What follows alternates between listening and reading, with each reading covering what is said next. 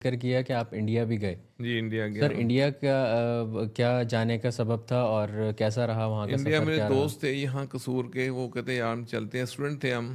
तो हमने एम्बेसी में गए, वहाँ से लेटर वगैरह मिलते हैं, बाजार से मिल जाते हैं, लाहौर पान मंडी से इनविटेशन लेटर होते हैं वहाँ के कोई फिक्टिशियस रिश्तेदार। 50 रुपये का 2 लेटर लगा के तो 15 रुपये फ़ीस जमा करा के तो वीज़ा स्टैम्प हो जाता है। तो वहाँ से हम बाई ट्रेन गए अमृतसर। अमृतसर से फिर हम गए दिल्ली। दिल्ली से हम गए, वहाँ से बॉम्बे गए।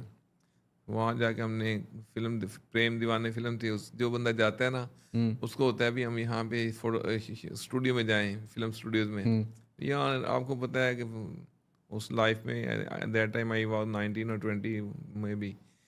तो वहाँ पे हमने शूटिंग वगैरह देखी। फिल्म स्टार ये जो जैकी श्रॉफ और वो क्या नाम है जो उसकी पूजा भट्ट, इनसे भी 2000 हुँ, और से विवेक मुशरान जो आई इलू इलू वाला है, हुँ, उनसे मिले।